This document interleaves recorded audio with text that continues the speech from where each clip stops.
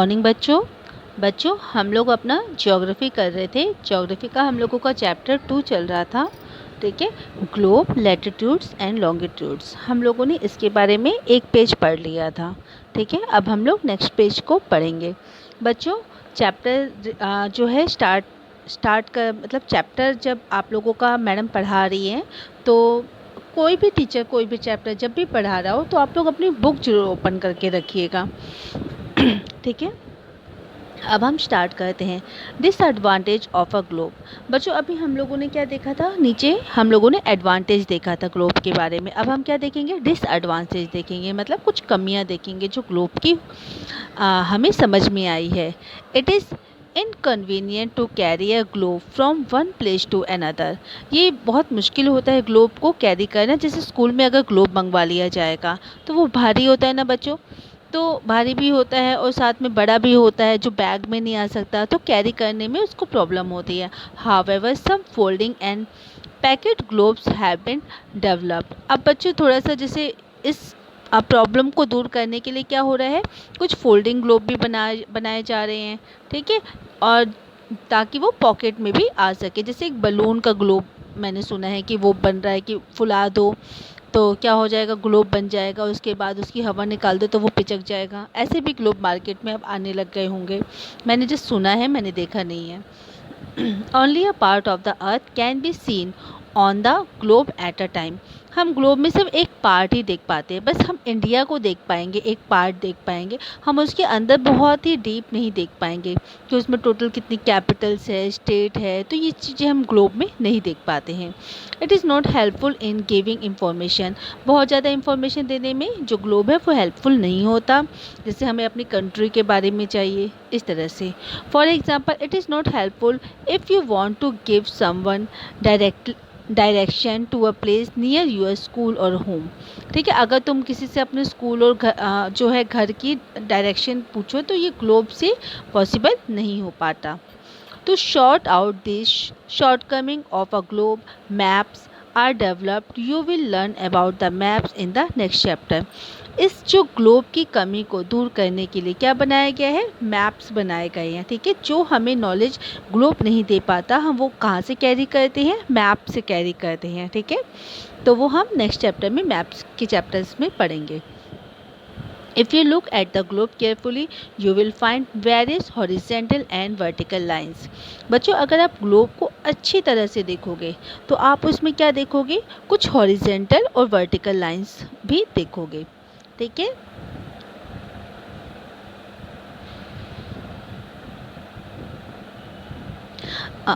जैसे मैंने ये आप लोगों को होमवर्क में दिया था, ये 3 आप लोगों ने डायग्राम बनाए थे होमवर्क में। ठीक है, फर्स्ट ये था, सेकंड ये था और थर्ड एक और था जो अभी छुप गया है। ठीक है बच्चों, हॉरिजेंटल लाइंस क्या होती है, हॉरिजेंटल लाइंस होती हैं जो लेटी हुई लाइंस होती हैं। ठीक है, ये आप लोगों का वर्ड आया है हॉरिजेंटल। जो लेटी हुई लाइंस होती है उसको हम हॉरिजेंटल लाइंस कहते हैं। ठीक है, और वर्टिकल लाइंस क्या होती हैं, जो खड़ी हुई लाइंस होती हैं उनको हम वर्टिकल लाइंस कहते हैं। अब जैसे आप ये 3 मैंने आप लोगों को पिक्चर्स ड्रॉ करने के लिए दी थी पर मैंने समझाया नहीं था, तो आप यहाँ पर देखो, यहाँ पर क्या है, हॉरिजेंटल लाइंस है, लेटी हुई लाइन है। यहाँ पर क्या है, वर्टिकल लाइंस है। ठीक है, एक लाइन और होती है, वो होती है स्लैंडिंग लाइन, ऐसे जो टेढ़ी होती है उसको कहते हैं स्लैंटिंग लाइन। ठीक है,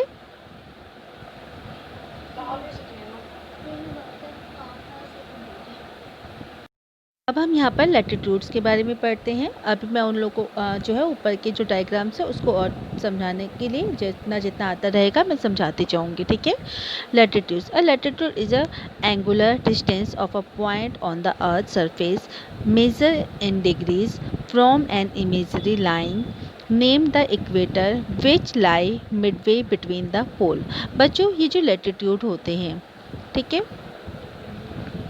लैटिट्यूड क्या होता है, लैटिट्यूड जो लेटी हुई लाइन है, ये जो लेटी हुई लाइन है जिसको अभी हमने हॉरिजेंटल लाइन बोला था। ठीक है, ये लैटिट्यूड्स होते हैं। बच्चों, अगर हम लोग ओरिजिनल अर्थ को देखें तो उनमें ऐसी कोई लाइंस नहीं होती हैं।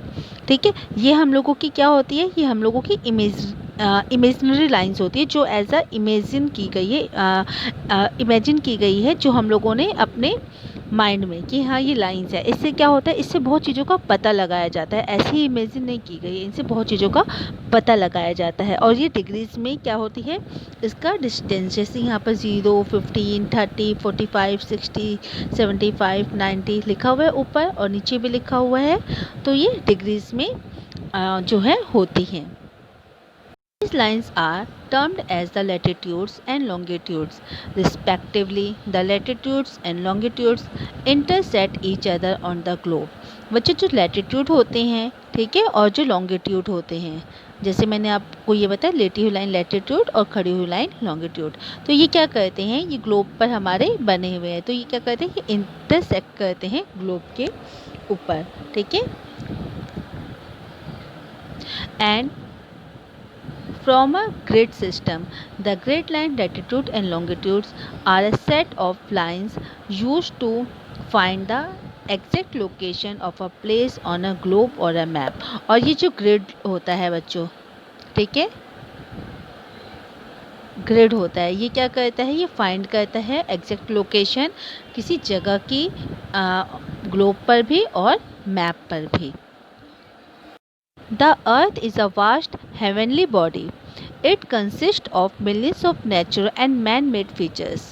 बच्चों जो अर्थ है ये बहुत बड़ा है, यहाँ पर बहुत सारे जो है मिलियंस ऑफ नेचुरल चीज़ें पाई जाती हैं, मैन मेड फीचर्स हैं यहाँ पर। Thus it is a very difficult to find out locate them, अपने जो है पता लगाना without using any reference point, किसी भी चीज़ के रेफरेंस पॉइंट के बिना किसी चीज़ का पता लगाना बहुत मुश्किल हो जाता है। Understand what a reference point is with the help of the following example.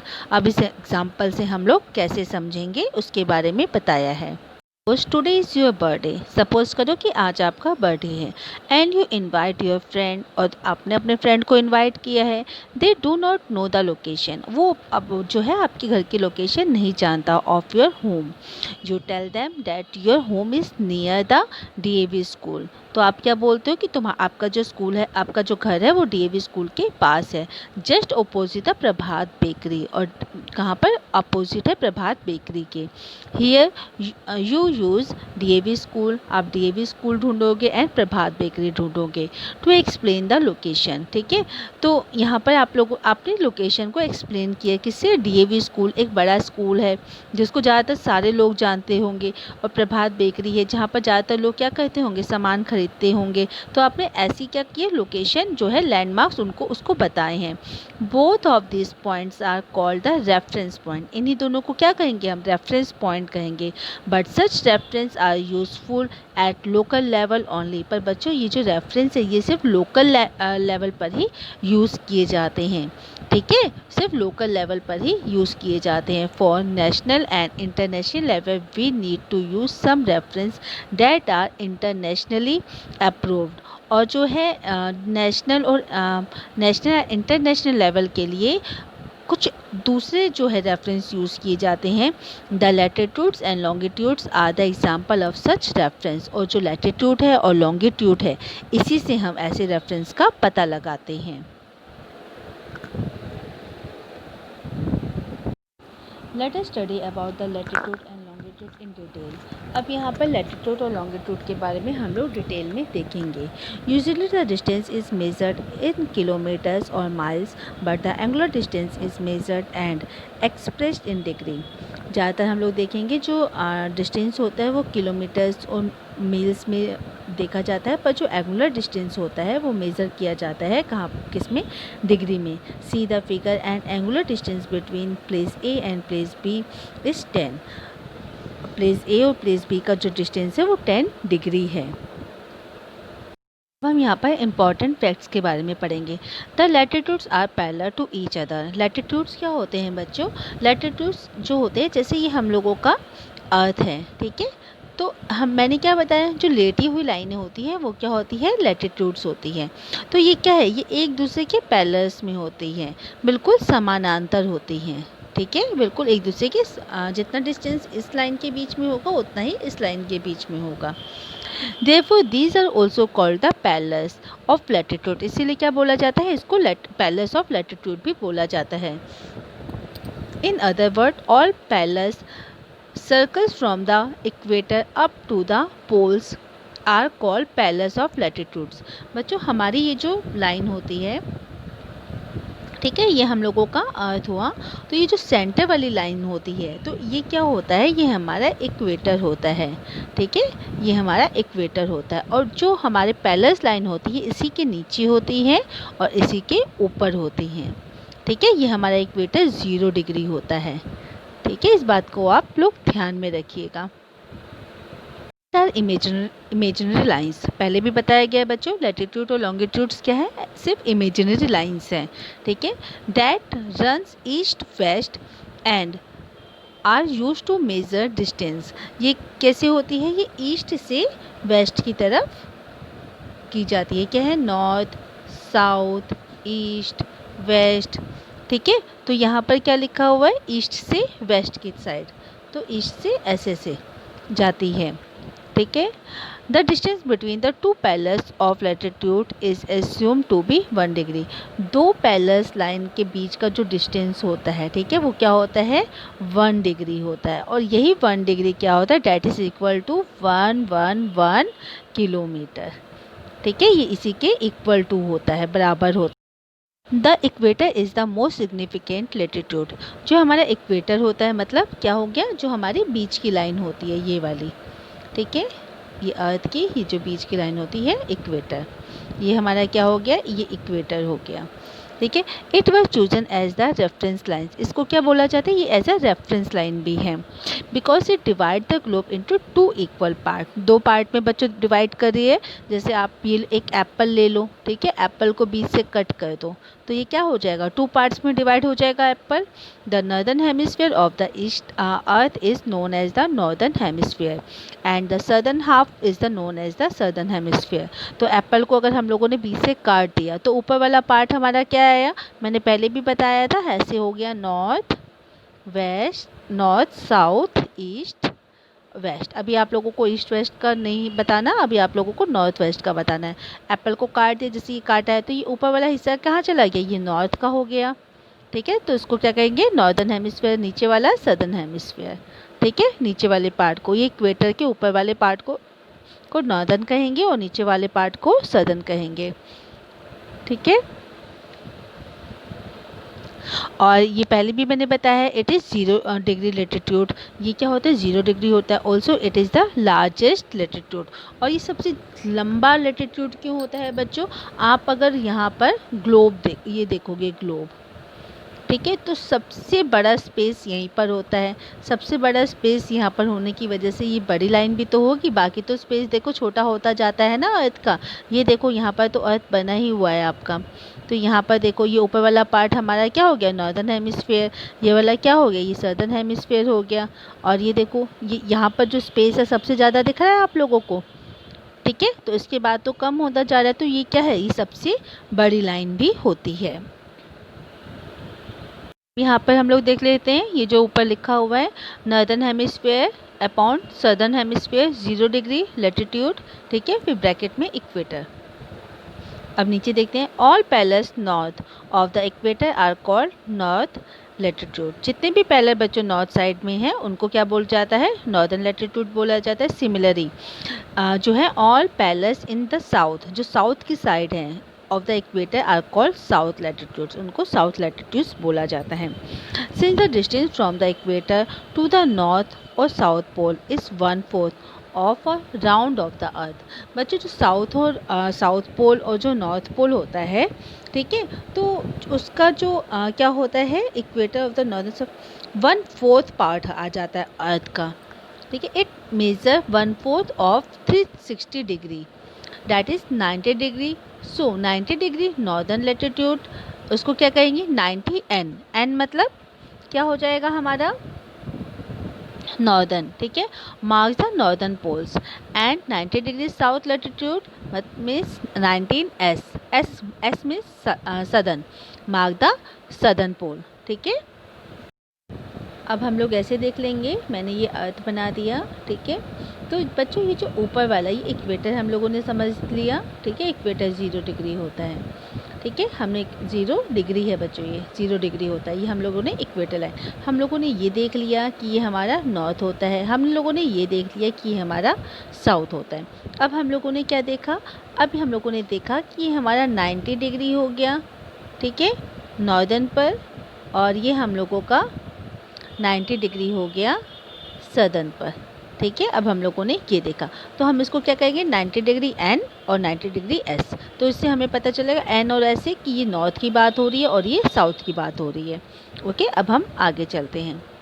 The alphabet N is use to indicate the northern latitude and the S is use to show the southern latitude. तो ये तो आप लोगों को समझ में आ गया होगा, अभी मैंने समझाया। Each palace of latitude is a circle. All pairs of latitude are not equal in length. Their lengths get decreases as one move northernward or southernward, that is toward either of the pole. The distance between any two pairs of latitude is always equal. अब इसमें ये क्या बता रहा है, इसमें ये बता रहा है कि जैसे हमारा अर्थ है, ठीक है, ये इक्वेटर मैंने बता दिया आप लोगों का 0 डिग्री, ये नॉर्थ पोल बता दिया, ये साउथ पोल बता दिया। ये कह रहा है जो नॉर्थ पोल से हमारा जो लाइंस खींची जाती है, ठीक है, ऐसे ऐसे जो लाइंस जा रही हैं, तो वो क्या हर डिस्टेंस में ऊपर तक जाने में क्या हो जाती है, उसकी जो लेंथ है वो छोटी होती जाती है, ठीक है। अब बॉल लो, बॉल आपने, मेरी तो यहाँ पर बॉल बिल्कुल सही से बन नहीं पा रही, अब बॉल लो, बॉल में यहाँ पर आप लोग पॉइंट देखोगे, यहाँ पर आप लोग पॉइंट देखोगे, ठीक है, तो ये चीज़ें देखोगे ऊपर छोटी होती जाएगी, ठीक है। इसी तरह ये नीचे आएगी, ये ऊपर साउथ में छोटी होती जाएगी और ये यहाँ पर नॉर्थ में छोटी हो जाएगी। पर बच्चों ये चीज़ है कि ये जो डिस्टेंस है, ये डिस्टेंस जो है ये सेम रहेगा, ओके। ये चीज़ यहाँ पर क्लियर की जा रही है, जो डिस्टेंस है वो सेम रहेगा, पर जो लाइंस है वो नॉर्दर्न लैटिट्यूड में जाते जाते छोटी हो जाएगी और वो सदर्न में जाते जाते छोटी हो जाएगी। अब हम लोग सम इम्पॉर्टेंट लैटिट्यूड्स के बारे में पढ़ेंगे। The equator represent 0 degree of latitude, ये मैं आप लोगों को बता चुकी हूँ। इक्वेटर क्या रिप्रेजेंट करता है, 0 डिग्री लैटिट्यूड रिप्रेजेंट करता है। The Tropic of Cancer 23.5 northern latitude in the north hemisphere is called the Tropic of Cancer, ठीक है। अभी आप लोगों को मैं डायग्राम दिखाऊंगी, उसमें आप लोगों को सारा समझ में आ जाएगा, और वो डायग्राम आप लोगों को अपनी कॉपी में भी ड्रॉ करना है आज की डेट में, ठीक है। और बच्चों वीडियो को लाइक ज़रूर कर दीजिएगा फिर, और मैं एक कमेंट पूछूंगी, वो भी आप लोगों को कमेंट बॉक्स में उसका आंसर देना है। The topic of Capricorn 23.5 degree south latitude in the southern hemisphere is called the topic of Capricorn. उसके बाद अब हम लोग यहाँ पर आते हैं नेक्स्ट पेज पर। ये डायग्राम बच्चों मैं कह रही हूँ, ये डायग्राम ऊपर देख रहे हो, सारा जो है आप लोगों को इसी से क्लियर हो जाएगा। ये आप लोग ऊपर की तरफ नॉर्थ पोल देख रहे हो, ये आप लोगों को यहाँ पर नॉर्थ पोल दिख रहा है, यहाँ पर आप लोगों को साउथ पोल दिख रहा है। ये अभी हम लोगों ने क्या पढ़ा, ट्रॉपिक ऑफ कैंसर के बारे में पढ़ा, ठीक है, जो कितने डिग्री है, 23.5 डिग्री। उसके बाद टॉपिक ऑफ कैप्रिकॉर्न के बारे में पढ़ा, आप लोग अपनी बुक में भी देखते रहिएगा, ये भी कितना है, 23.5 डिग्री। अब आर्कटिक सर्कल ये कहाँ पर है, ये हम लोग ऊपर देख रहे हैं, ठीक है, 66.5 northern latitude in the northern hemisphere is known as the Arctic Circle, ठीक है। कहाँ पर आता है, ये 66.5 पर आता है। फिर उसके बाद अंटार्कटिक सर्कल, ये हम लोगों का यहाँ पर है Antarctic Circle, 66.5 southern latitude in the southern hemisphere is term as the Antarctic Circle. This important latitude divide the earth into various heat zone. बच्चों ये जो हम लोगों को लैटिट्यूड्स ये इंपॉर्टेंट पढ़ाए गए हैं, ठीक है, ज्योग्राफी में पढ़ाए गए हैं, तो ये ऐसे ही नहीं पढ़ाए गए, इनको मार्क किया गया, ये ऐसे ही नहीं किया गया मार्क, ये कुछ हीट जोन हमारे जो है शो करते हैं, जो हम आगे पढ़ेंगे, ठीक है। अभी हम लोग यहाँ पर देख लेते हैं नॉर्थ पोल 90 डिग्री, ये हम भी पढ़ चुके हैं। 90 degree in the northern hemisphere is called the North Pole and South Pole 90 degree is the southern hemisphere is known as the South Pole, ठीक है। आप लोगों को यहाँ तक कोई भी प्रॉब्लम हो तो आप लोग मुझसे पूछ सकते हो, ठीक है बच्चों। अब हम लोग क्लाइमेटिक और हीट जोन्स ऑफ द अर्थ के बारे में पढ़ेंगे, ठीक है। अब यहाँ पर हम लोग जोन्स पढ़ रहे हैं, ठीक है, आप लोग यहाँ पर देख भी सकते हो, आपकी हीट जोन की जो है बहुत अच्छा डायग्राम बना हुआ है, उससे आप लोग समझेंगे, मैं भी समझाऊंगी भी। Okay, all parts of the earth do not receive equal amount of heat from the sun. ठीक है, हर कोई पार्ट जो है अर्थ का रिसीव नहीं करता इक्वल अमाउंट, किसका, हीट का, जो सन हमें देता है। दस they have different type of climate, इसी के बेसिस पर क्या होता है, क्लाइमेट भी अलग अलग तरह के होते हैं। On the basis of above mentioned important latitudes, जो हमारे इम्पॉर्टेंट लैटिट्यूड्स हैं जो हमने पढ़े हैं, कौन कौन से पढ़े हैं बच्चों, Tropic of Cancer, Tropic of Capricorn, Arctic Circle और अंटार्कटिक सर्कल। ठीक है, the whole earth is divided into 3 heat zone. तो पूरा जो हमारा अर्थ जो है वो कहाँ पर किस में डिवाइड है, 3 जो है हमारे हीट जोन में डिवाइड हो रखा है। जो आप लोगों को मैं हीट जोन, जो जितने भी जोन्स करवाऊंगी हीट जोन्स, इसमें आप लोगों का टॉरिड जोन है, आप लोग देखिए बुक में। ठीक है, टेम्परेट है और फ्रिजिड है। ठीक है, मैं आप लोगों का मैं रीडिंग भी करूंगी और आप लोगों को समझाऊंगी भी, पर ये जो डायग्राम है आप लोग इसको ज़रूर देखते रहिएगा। ठीक है, सब कुछ इसी डायग्राम के बेस पर आप लोगों का क्लियर होगा। Okay, torrid zone, torrid means hot. ठीक है, ये जो आप लोगों का आप लोग पढ़ते रहिएगा, मैं सिर्फ डायग्राम पर फोकस करूँगी। ठीक है, क्योंकि टॉरिड यहाँ नीचे पैराग्राफ में लिखा हुआ है, आप लोग बुक खोल के उसको पढ़ते रहिएगा। उसका मतलब क्या होता है, हॉट, गर्म होता है। It is the hottest region of the earth. बच्चों अब आप यहाँ पर देखो, ये जो है, ठीक है, यहाँ से लेकर यहाँ तक, ये जो आप लोगों का ये दे देता है, ये वाला जो जोन है आप लोगों का, यहाँ पर टॉरिड लिखा हुआ है आप लोगों की बुक में। ठीक है, ये आप लोगों का टॉरिड जोन होता है। यही जो रीजन है ये क्या है, हॉटेस्ट है बहुत ज़्यादा। क्यों, क्योंकि बच्चों अगर यहाँ पर हमारा सन है, ठीक है, ये सन है, सन की रेस आ रही है, तो सबसे पहले सन की रेस कहाँ आती है, इस जोन पर आती है। ठीक है, तो हमारा ये जो अर्थ है और यहाँ पर हमारा सन है बड़ा सा, तो इस ऐसे करके सबसे ज़्यादा इस जगह पर आती है। और हमने पहले भी बताया अर्थ क्या है हमारा, थोड़ा सा जो है टिल्ड है, झुका हुआ है। ठीक है, it lies between the Tropic of Cancer and Tropic of Capricorn in the both the hemisphere. और ये जो है हमारा ट्रॉपिक ऑफ कैंसर यहाँ पर हमने देखा, ठीक है, और यहाँ पर ट्रॉपिक ऑफ कैप्रिकॉर्न देखा। ठीक है, इसके बीच वाला पूरा एरिया हमारा ये आता है। ठीक है, the midday sun is exactly overhead at least once a year on all latitudes of this region, so it receive maximum heat. और जो हमारा सन है, ठीक है, सन जो है यहाँ पर सबसे ज़्यादा, मतलब दिन में एक बार पूरे जो लैटिट्यूड्स है, लैटिट्यूड्स जो ये वाली लाइन्स है उन सब पर ही पड़ता है। ठीक है, तो ये रीज़न क्या है, मैक्सिमम हीट ऑब्जर्व करके रखता है। ठीक है, अब हम लोग टेम्परेट जोन के बारे में पढ़ेंगे। बच्चों डायग्राम पर बार बार फोकस करते रहना, क्योंकि ये पूरी जो समझने के लिए डायग्राम की बहुत ज़्यादा ज़रूरत है। ठीक है, it lies between the Tropic of Cancer and Arctic Circle. ठीक है, ये किसके बीच में है, हमारा ट्रॉपिक ऑफ कैंसर, ठीक है, यहाँ पर है, और आर्कटिक सर्कल यहाँ, ये वाला जो एरिया है, ये कौन कौन सा पढ़ रहे हैं हम लोग, टेम्परेट जोन पढ़ रहे हैं। और उसके बाद देखो आप लोग इन द नॉर्दर्न हेमिस्फीयर, ये कहाँ पर है, ये नॉर्दर्न है, ये हमारा नॉर्थ पोल था ना, ये नॉर्दर्न हेमिस्फीयर में है। ठीक है, and between the Tropic of Capricorn and Antarctic Circle in the southern hemisphere, और ये वाला जो है, ठीक है, ये हमारा सदर्न हेमिस्फीयर था। द मिड डे, पहले इसकी लोकेशन आप लोगों को बता दिए। The midday sun never shine overhead, जो मिड डे होता है उसमें बिल्कुल सिर के ऊपर सन जो है शाइन नहीं करता। On any latitude of this region, और किसी भी रीजन के किसी भी लैटिट्यूड पर डायरेक्ट शाइन नहीं करता, but it experience slanting rays of sun throughout the year. पर क्या है, इसके ऊपर क्या होती है, स्लैंटिंग जो है सन की रेस पड़ती रहती है। जैसे बच्चों ये हमारा जो है अर्थ है, ठीक है, यहाँ पर हमारा सन है। अब सन यहाँ पर हम बहुत बड़ा नहीं दिखाएंगे क्योंकि सन बहुत दूर भी तो है हमारा। ठीक है, तो अब आप लोग देखो यहाँ की जो टाइमिंग है, क्योंकि सीधा आ रहा है तो जल्दी आ जाएगा। यहाँ पर हमारी ये जोन भी है, ठीक है, ऐसे ले लो आप। तो ये हमारा ट्रॉपिकल रीजन में तो जो है हमारा टॉरिड रीजन में तो जल्दी आ गया यहाँ पर जब यहाँ पर जाएगा तो यहाँ पर क्या होता है, स्लैंटिंग हो जाता है, मतलब टेढ़ा हो जाता है, ठीक है, ऐसे करके। तो यहाँ पर डायरेक्ट नहीं आता, इस तरह से आता है स्लैंटिंग होकर, ठीक है। This region have moderate temperature, इसलिए यहाँ पर क्या होता है, मॉडरेट टेम्परेचर होता है, बहुत ज़्यादा गर्मी नहीं होती है। बच्चों अब हमारा आ जाएगा फ्रिजिड जोन, ठीक है। This zone lies between the Arctic Circle and North Pole in the northern hemisphere, ठीक है। अब आप लोग इसको मैप डायग्राम में देखकर समझ जाओगे।